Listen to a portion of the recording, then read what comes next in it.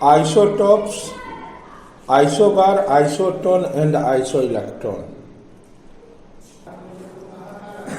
When different atoms of same element have same atomic number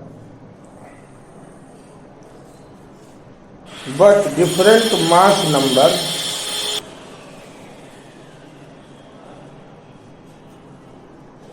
cause of different number of neutrons known as isotopes for each other.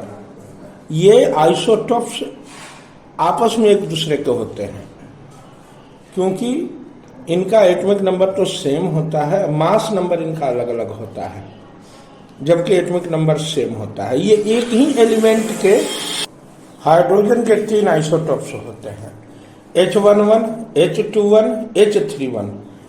H11 को protium बोलते हैं, इसका symbol P11 भी होता है।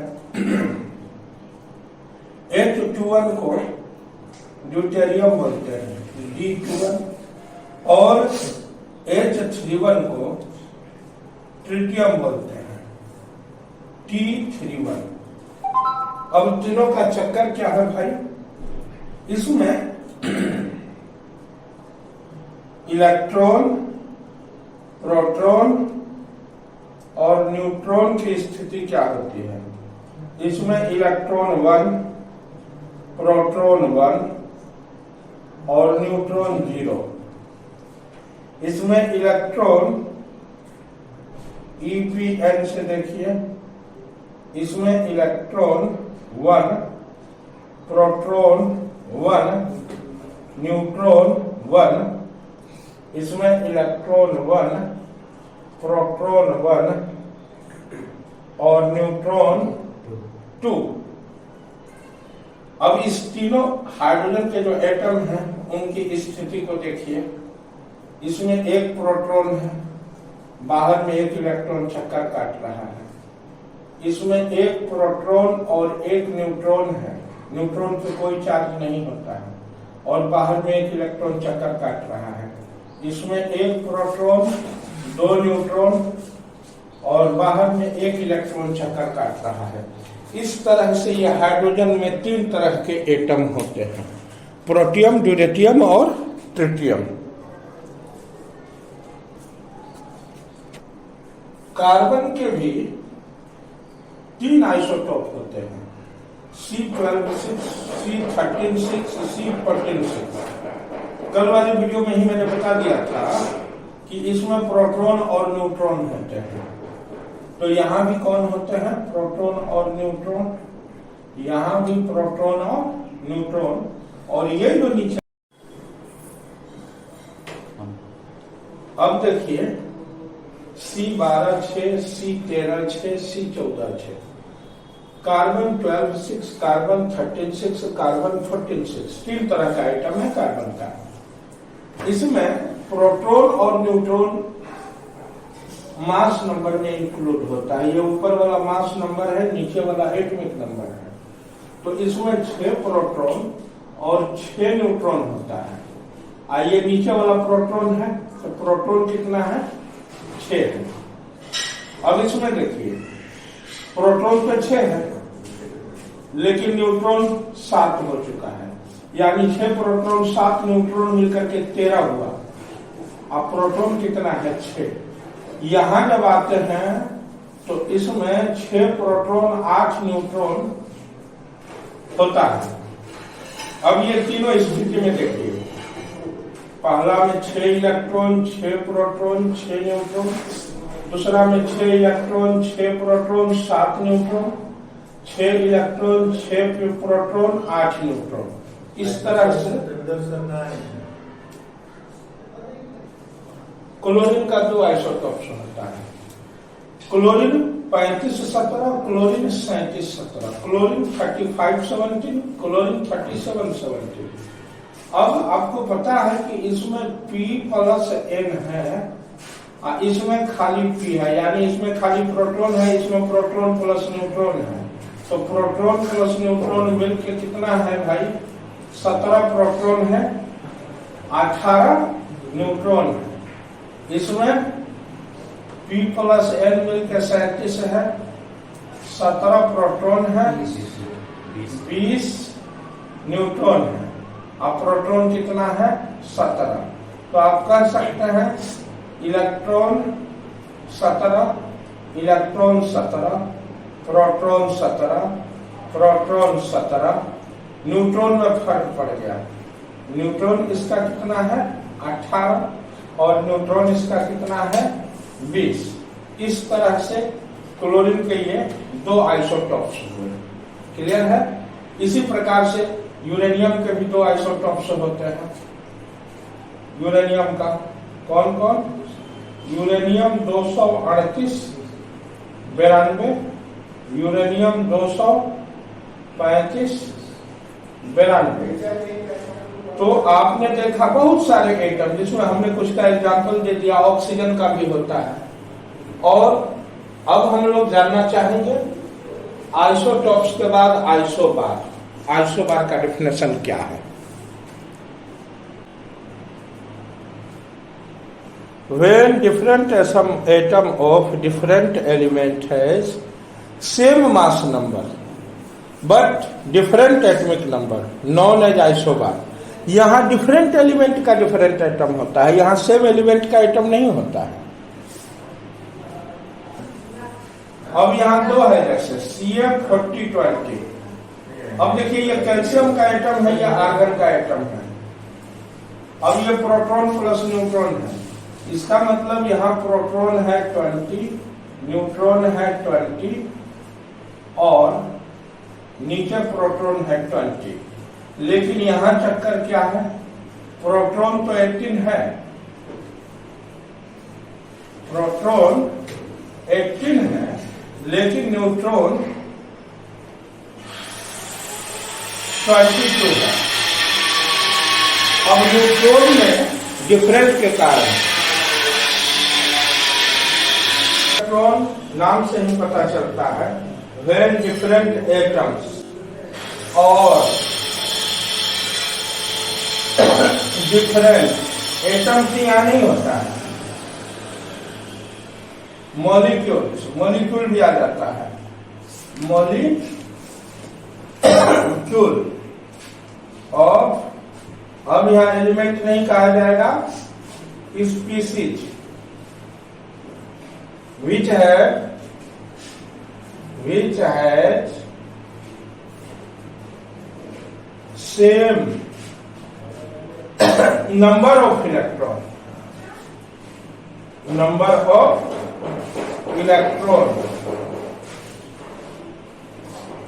known as isoelectron।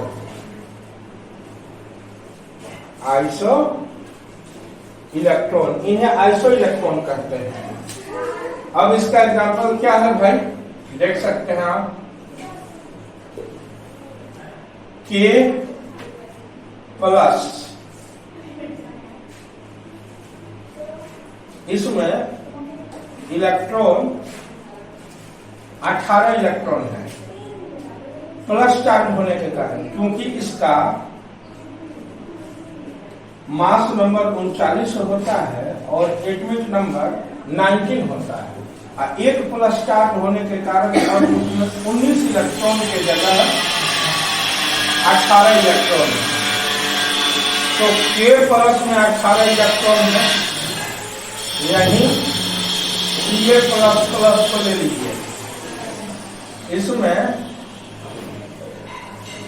40 इसका mass number है और 20 प्रोटॉन है इसमें, यानी एटॉमिक नंबर, लेकिन 2 इलेक्ट्रॉन देने के कारण इसमें 2 यूनिट पॉजिटिव चार्ज आ गया है। अब इसमें भी 18 ही इलेक्ट्रॉन है। दूसरे तरफ आर्गन को देखिए, आर्गन में भी 18 ही इलेक्ट्रॉन है। यहाँ हमें प्रोटॉन को हमने नहीं देखा, बल्कि हमने केवल इलेक्ट्रॉन को देखा। तो K plus 39 90, Ca plus plus 40 20, Ar 40 और 18, तीनों में 18 इलेक्ट्रॉन हैं। अगर प्रोटॉन की बात करें तो इसमें 19 प्रोटॉन है, इसमें 20 प्रोटॉन और इसमें 18 प्रोटॉन। अगर न्यूट्रॉन की बात करें तो इसमें 20 न्यूट्रॉन है, इसमें भी 20 न्यूट्रॉन है और इसमें 22 न्यूट्रॉन है। लेकिन तीनों का इलेक्ट्रॉन देखिए सेम है, इसी कारण से इसे हम आइसो इलेक्ट्रॉन कहते हैं। फर्क क्या पड़ रहा है कि इस पे कोई चार्ज नहीं है, लेकिन इस पे 2 यूनिट पॉजिटिव चार्ज इसके 20 इलेक्ट्रॉन को 18 इलेक्ट्रॉन में बदल देता है। अगर इस पे 2 यूनिट पॉजिटिव चार्ज नहीं होता तो इसमें 20 इलेक्ट्रॉन भी होते, लेकिन 2 यूनिट पॉजिटिव चार्ज होने के कारण इसका 2 इलेक्ट्रॉन घट करके 18 इलेक्ट्रॉन कर देता है। ठीक उसी तरह से अगर इसमें पॉजिटिव चार्ज नहीं होता तो इसमें 19 इलेक्ट्रॉन होता, लेकिन एक पॉजिटिव चार्ज होने के कारण यहाँ से 1 इलेक्ट्रॉन घट जाता है। इस तरह से ये रहे आपके आइसो इलेक्ट्रॉन।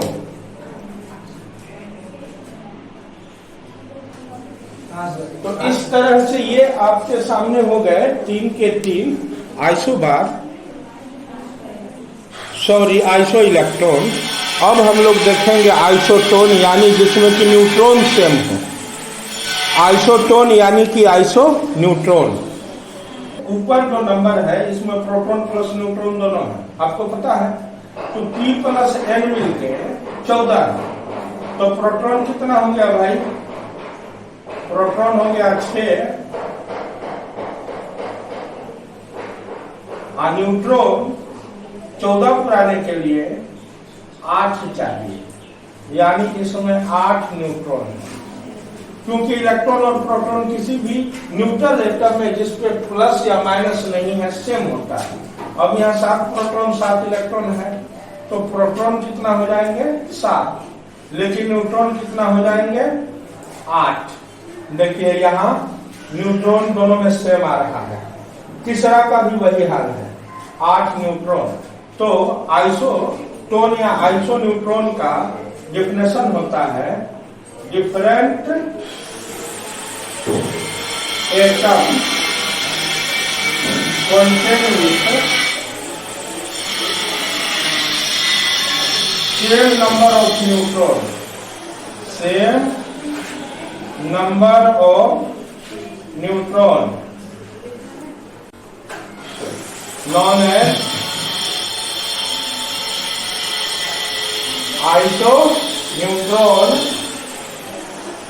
आइसोन्यूट्रॉन या आइसोटोन। दोनों में से कोई एक नाम इसका हो सकता है। आइसोन्यूट्रॉन भी बोलते हैं, आइसोटोन भी बोलते हैं। ये आपके सामने आइसोटोन या आइसोन्यूट्रॉन के एग्जाम्पल रहे। Bohr model of atom. Bohr model of atom का बेस क्या है? यानी बोर का जो एटॉमिक मॉडल है उसमें हमें साइंस की किन किन चीजों का नॉलेज चाहिए। तो आपको पता होना चाहिए कि इसमें हमें डुअल नेचर ऑफ रेडिएशन की जरूरत है। डुअल नेचर ऑफ रेडिएशन का, रेडिएशन मतलब समझ रहे हैं ना, लाइट, और लाइट के जैसे बहुत सारे होते हैं जिसके बारे में हम लोग आगे बात करेंगे। पहला नंबर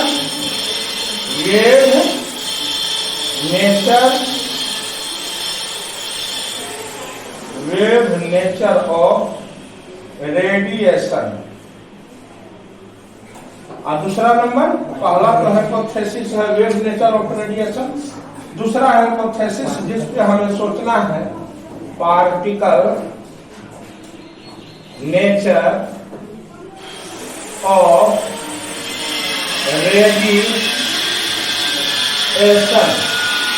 यानी रेडिएशन का वेव नेचर और रेडिएशन का पार्टिकल नेचर। बोर मॉडल को समझने के लिए हमें दोनों नेचर को समझना होगा, यानी लाइट का वेव वाला नेचर और लाइट का पार्टिकल वाला नेचर।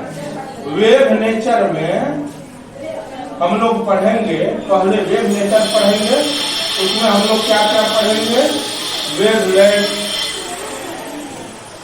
फ्रीक्वेंसी,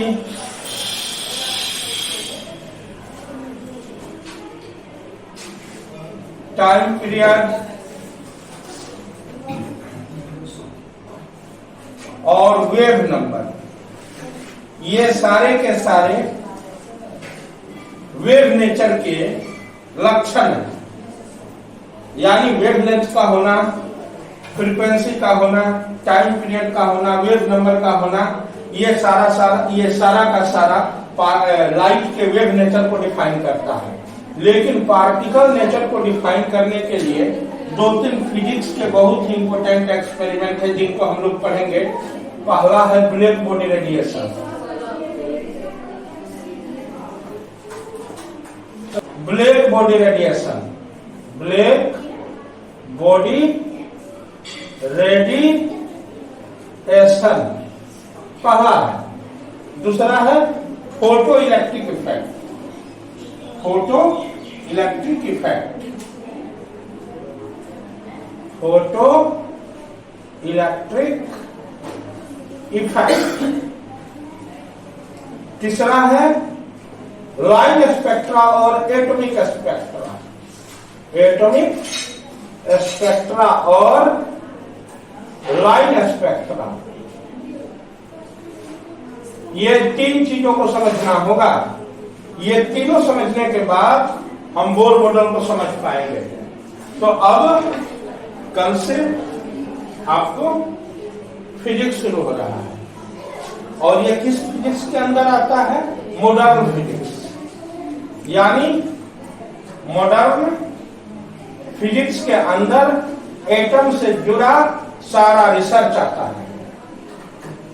इसमें आप फोटोन क्या है, नहीं, क्वांटम फिजिक्स क्या है, क्वांटा क्या है, सबके बारे में पढ़ेंगे।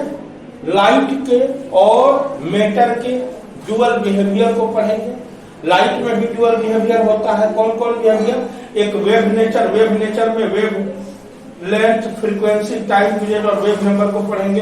पार्टिकल नेचर ये साबित करता है कि लाइट वेव का नहीं बल्कि पार्टिकल का बना है।